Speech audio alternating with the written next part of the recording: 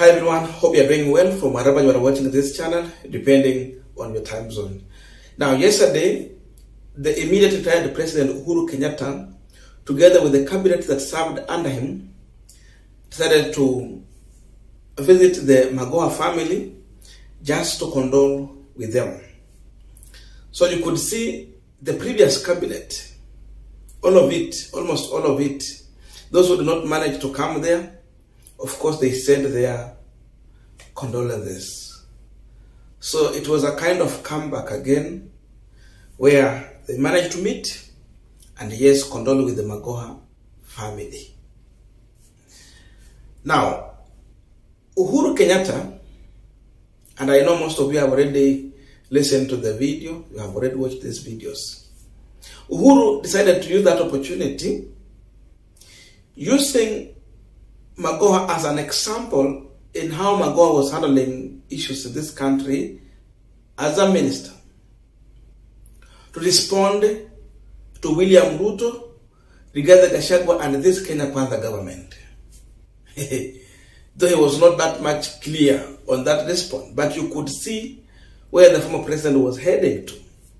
Because Kalonzo was raising concerns on how they have been throwing barbs towards Uhuru Kenyatta and all those things. So Uhuru was clear. This is what he said in response to Kalonzo. Don't worry about those who are making noise. Let people talk because they do not have work to do. It is part of life. As for us, let us carry on with our duty. By the way, what is this duty Uhuru Kenyatta is saying? That let us carry on with our duty. Tell me in the comment section, but listen to the president.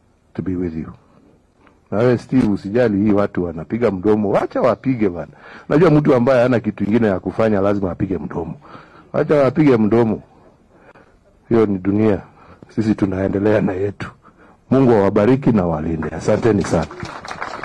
Now, on this pagina today, there is one thing I want us to revisit on that issue of taxes, because that's where William Ruto has been making noise regarding Gachagua and the team to do with the president. But before we go deep into that, just a quick request for those who are watching and you are not yet subscribed, please consider subscribing. To our channel subscribers, I must say thank you so much, and again to all our viewers, please give this video a thumbs up. Thank you, and back to this discussion. Now, the truth is that there was a bill which was sponsored in the National Assembly sometime back in 2012.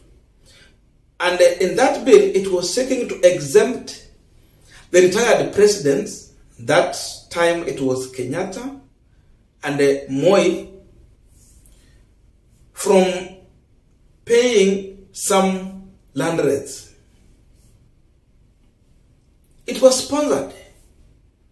So members of parliament discussed that bill and they voted.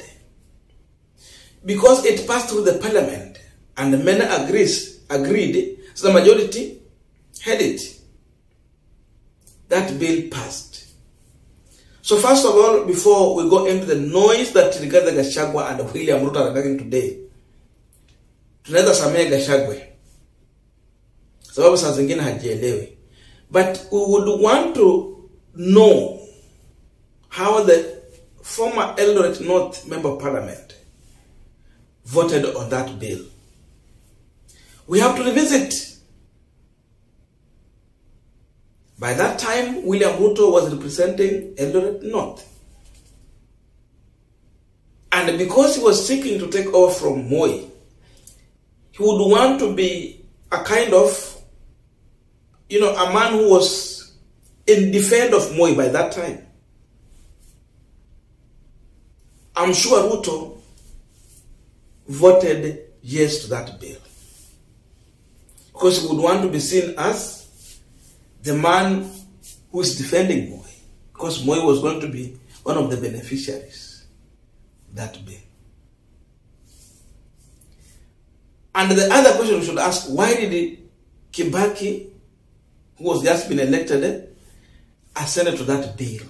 He signed the bill, which then became a law. exempting retired presidents from paying land rent. So the truth is that if you have to ask these retired presidents to pay land rent, that means any president who was retired, they will not pay land rent. So it means zile mali moja alikuwa nazo mashamba, they will not pay land rent. Na ile yenye mashamba yenye Kenyatta alikuwa nayo, sababu ingali kwa jina ya mama hapo, atalipa hizo. Now they are putting it to Uhuru Kenyatta.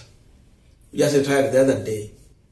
The truth is that what Ruto and Gachagua are doing is just merely making noise. A mere noise, which cannot change anything.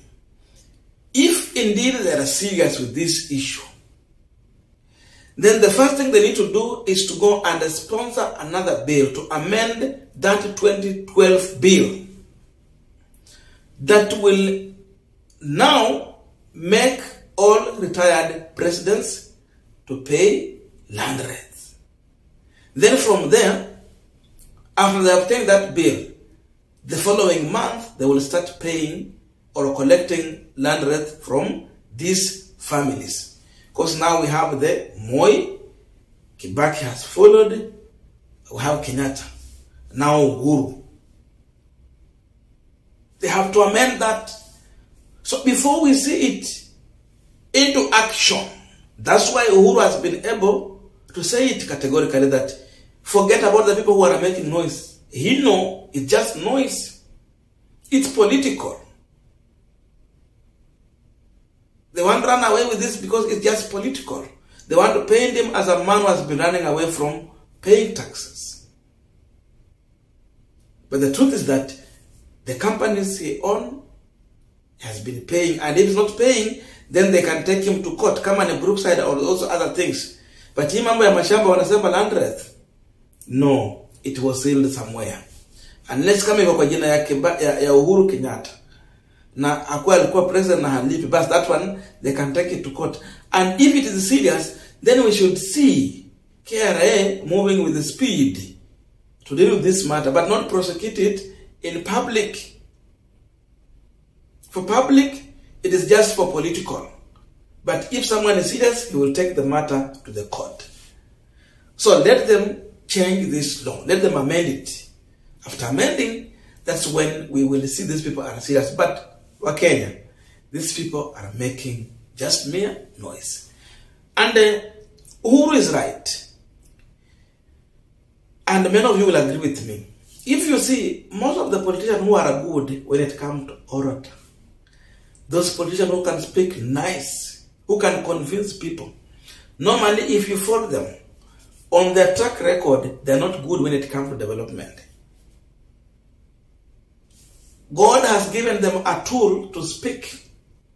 And because of the tool they have, they might end up not developing, but then they will still use their tongue to come and confuse you to continuously elect them. We have so many good examples. Khalwale is one of them. He's good when it comes to speaking. But if you go to Ikolomani, where he comes from, no development. I don't know if Orengo will do it. But again, Orengo is good when it comes to speaking. He's a governor. We will judge him after he has served. And there are many, including William Ruto. He's good when it comes to speaking, but go and check on his track record.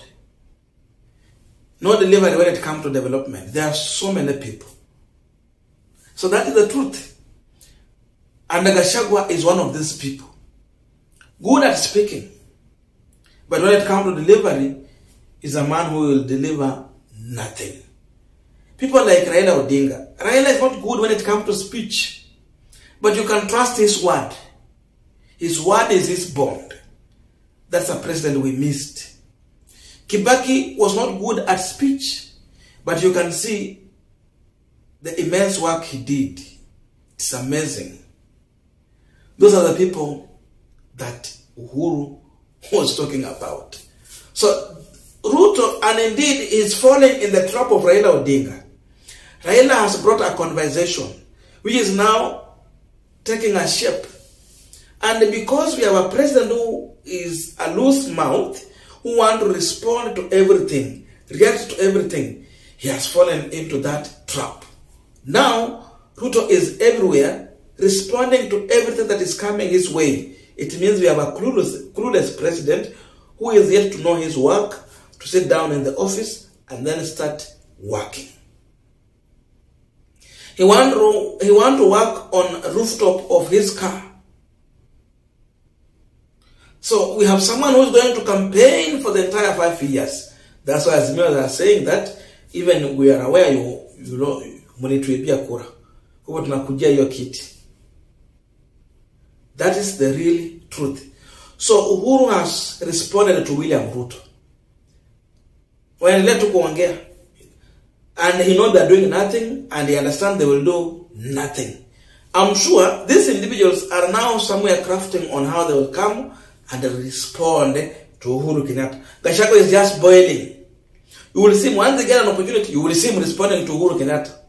William Ruto is also just boiling in his Statehouse. There's no peace there. The time he will get an opportunity, he will be responding to Uhuru Kenyatta. That is the kind of man we have in the office. And these people might stay in the office for the next 5 years, they end up doing nothing. That's now where we are. They are in a defense position because that's where they've been placed. And we can see as well just striking. Uhuru has just struck on them. So they will be back here to respond to everything. That is the person we have in the office.